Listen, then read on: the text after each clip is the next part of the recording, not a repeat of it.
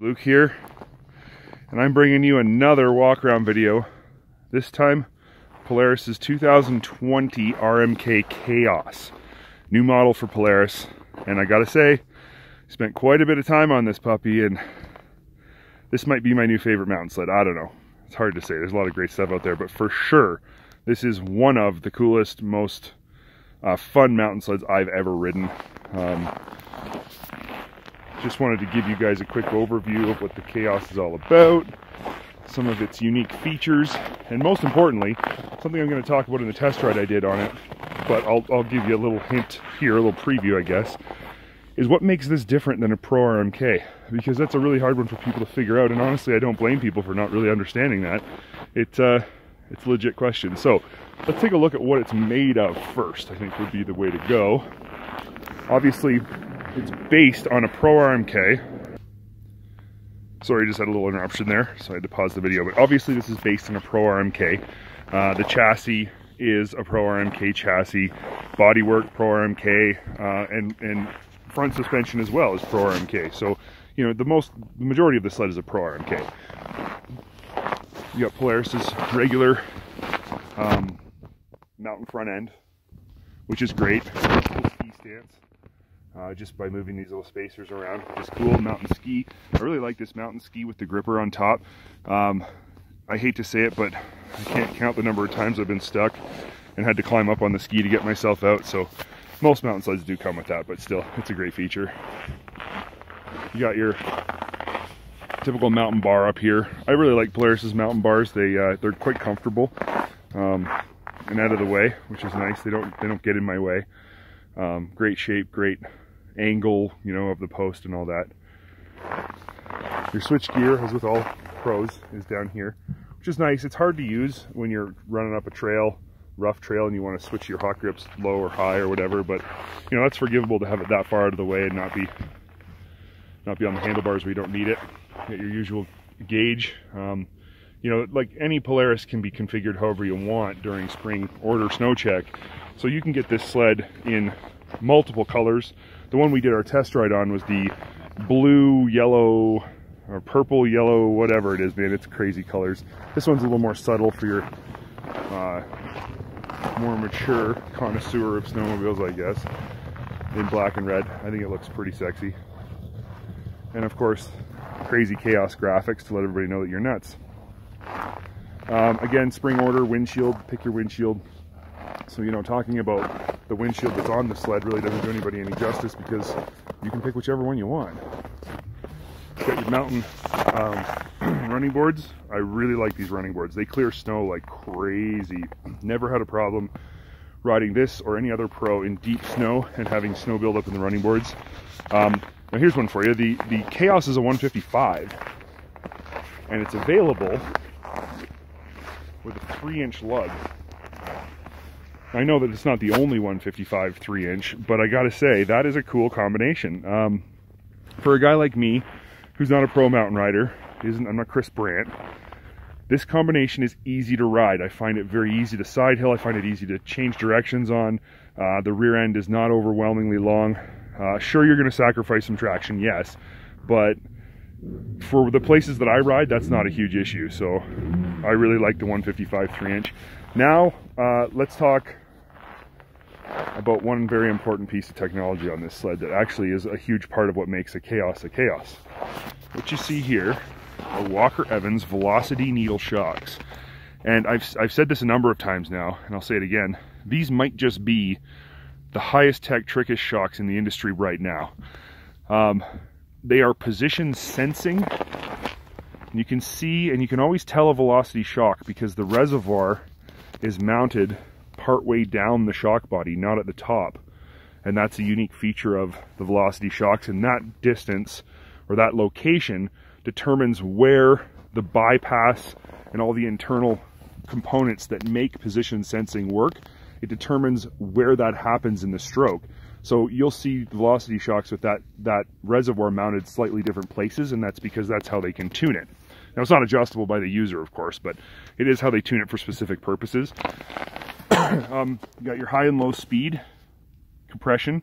There is no rebound. and Polaris has done that because rebound does get mildly affected by your high and low speed compression, and because they say that after doing tons and tons of consumer panels, they've noticed that the big thing people screw up the most when they're trying to adjust their suspension is rebound. I will say this though, and this is something that they're working on, these clickers are ridiculously confusing because, and I'm even confused sitting here trying to talk about it. The one that's high speed is the one you think is low speed. The one that's low speed is the one you think is high speed. I'm pretty sure it's the center that's high speed and this outside is low speed, but do not quote me on that. I am not telling you that as fact. I'm simply saying that that's what I think, and it's hard to remember. So they're working on a way to actually indicate which is which and which direction is which, so that there's no confusion, and that's a really good thing. Obviously threaded preload all the way down the shock body, which is pretty standard, but I think these are trick looking shocks too. Now, these are also needles, so you know the Walker needle technology is pretty cool too.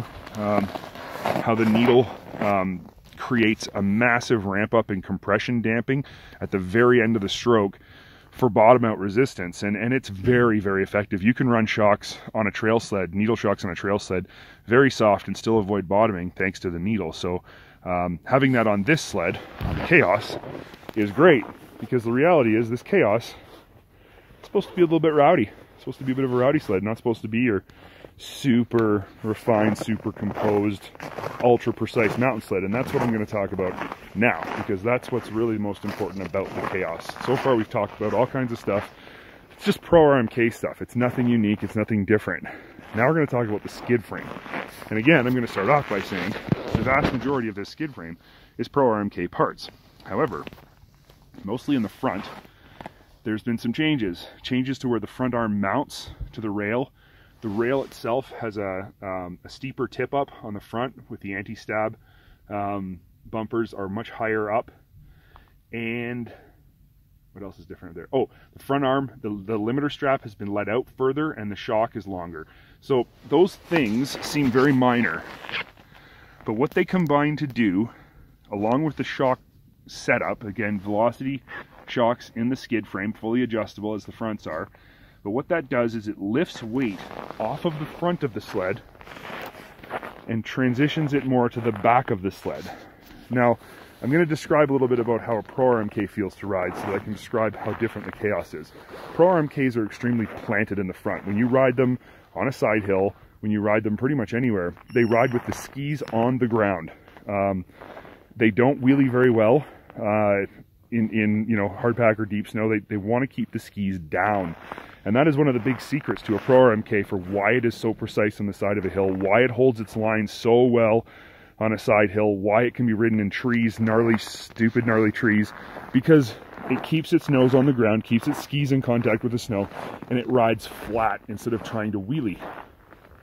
And that's awesome for the most technical riding scenarios. However, it's not really that much fun if you're playing in a meadow or you're playing in some lower, you know, elevation hills or whatever, so just some deep powder. It's hard to wheelie on RMK, Pro RMK. It's hard to get it to pop up in the front and to kind of bounce around and just be, like I said, just be rowdy.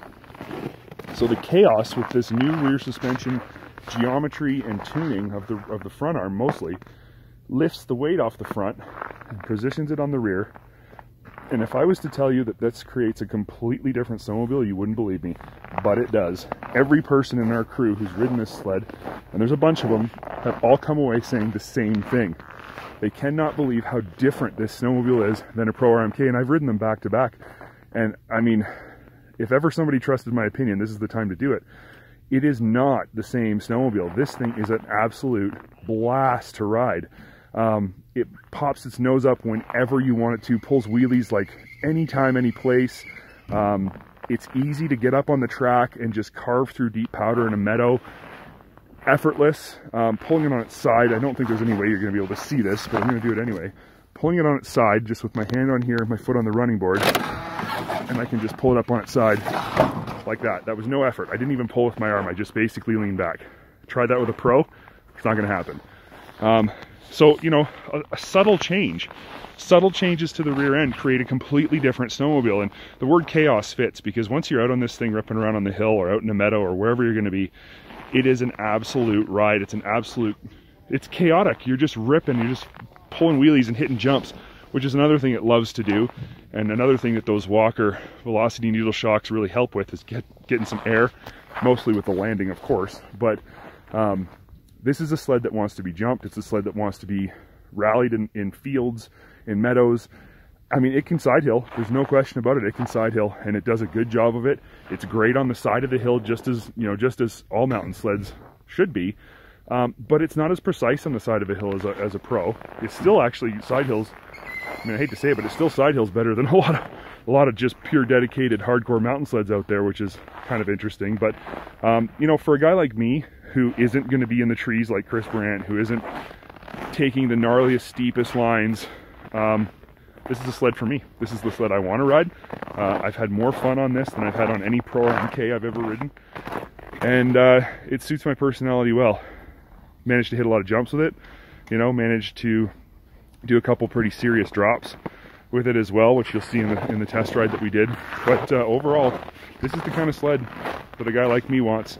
And I think it's the kind of sled that a lot of riders right now are looking for. So that's my overview, my quick walk around of the Polaris RMK KHAOS. Obviously this is an 850 and we all know what that means.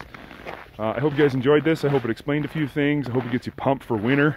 Yeah, RMK KHAOS 2020, sled to have if you're a rowdy rider and want to get some fun times in on those deep snow days. So anyway, thanks for watching, guys. We appreciate you guys coming back and watching these videos. We hope you like them. Certainly hope that you will like and subscribe this video. We always have new stuff coming out. We'll have a lot of walk around videos for you guys this coming season, and we just keep aiming to please. So leave some comments, let us know what you think about the sled, about these videos, you know, all that kind of stuff. We always love hearing from you. And that's it. Luke out.